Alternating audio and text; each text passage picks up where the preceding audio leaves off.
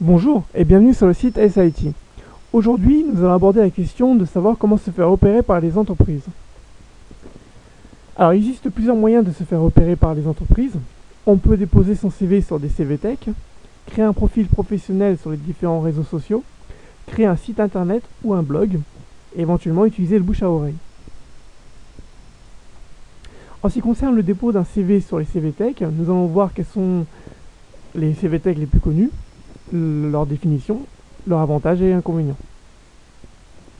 Alors au niveau des CVTech, nous avons Monster, Expectir et APEC. Monster est une CVTech qui permet en fait de proposer des offres d'emploi à travers le monde. Expectir, c'est une CVTech qui est très souvent utilisée en UK, donc plutôt en anglo-saxon, et APEC plutôt dans l'hexagone. APEC a l'originalité de s'adresser surtout à des emplois cadres. Alors, qu'est-ce qu'une CVTech? Il s'agit d'un site internet permettant aux personnes de déposer leur CV en ligne, de postuler à des offres d'emploi, de connaître la tendance du marché. Par exemple, vous travaillez dans le domaine des ressources humaines, vous pouvez juste mettre en mots-clés ressources humaines et voir quels sont les types de postes qui sont le plus demandés. Comme ça, si vous souhaitez postuler à des postes ou changer de travail, vous pouvez voir quels sont les postes les plus demandés. Ces sites internet permettent aux recruteurs de prendre connaissance de votre CV, de vous contacter afin de faire un bilan de votre situation professionnelle et surtout pas personnelle, et de vous proposer des opportunités.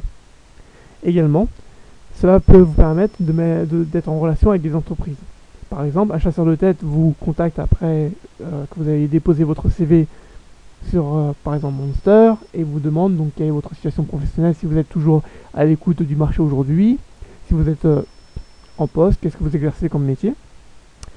Si lui de son côté n'a pas d'opportunité à vous proposer, il peut toujours vous mettre en relation avec son client, car des fois son client peut avoir des opportunités qu'il n'a pas encore eu la chance de présenter au chasseur de tête. Quels sont les avantages et inconvénients des CVTech? Alors, les avantages. Le service pour les candidats est gratuit. Donc le dépôt de CV, la recherche de candidature, d'offres d'emploi est gratuite. Les CVTech vous offrent la possibilité de faire une recherche de travail par le lieu géographique, par l'échelle de salaire, un nombre d'années d'expérience, un secteur d'activité.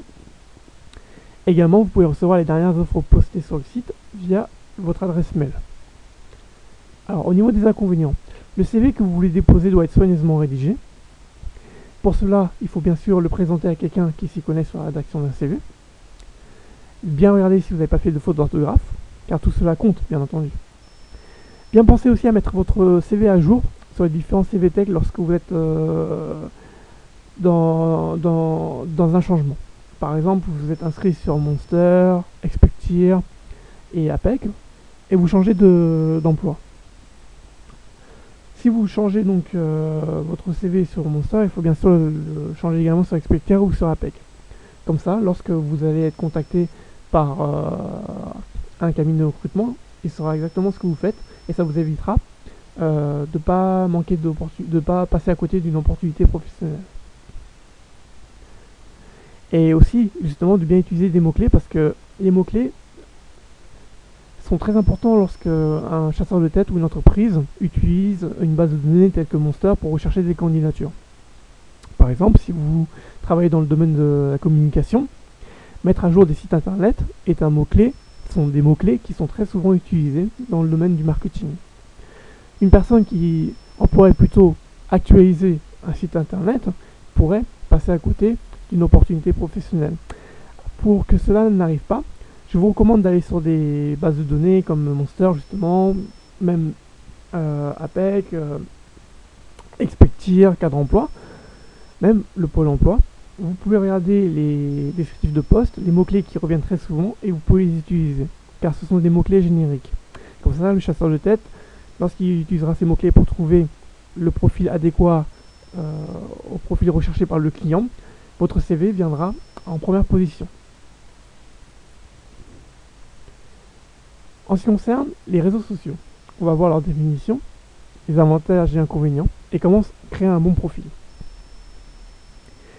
Les réseaux sociaux les plus connus sont LinkedIn, About.me, Facebook, Twitter, Xing et Viadeo. LinkedIn, About.me, Facebook et Twitter sont connus mondialement. En revanche, Xing est plutôt Germanie et Viadeo plutôt dans l'Hexagone. Je mets un bémol sur Facebook. C'est un réseau social très puissant, mais aussi c'est à double tranchant, dans la mesure où dans Facebook, des informations personnelles peuvent circuler très rapidement. Vous me direz que pour les autres réseaux sociaux, ça peut être la même chose, c'est vrai, mais c'est vrai que sur Facebook, on a tendance à associer ce réseau social à plutôt un réseau social personnel. Alors, dans ce cas-là, des informations personnelles peuvent circuler, et le recruteur peut en prendre connaissance et peut faire malheureusement pencher la balance sur un autre candidat.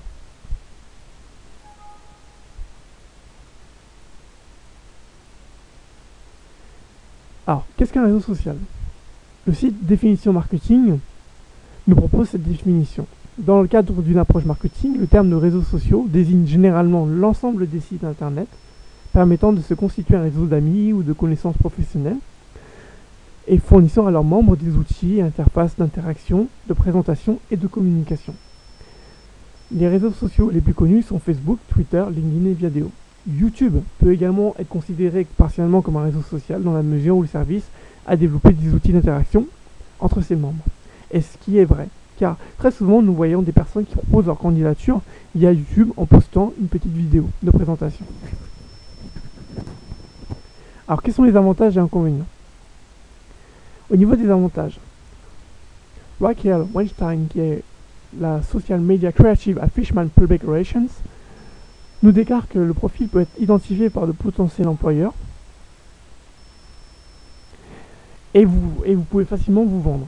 Les réseaux sociaux permettent d'être connectés aux entreprises, vous pouvez facilement augmenter le nombre de vos contacts et également cela permet de visualiser des offres d'emploi. Au niveau des inconvénients, tous les services proposés ne sont pas gratuits.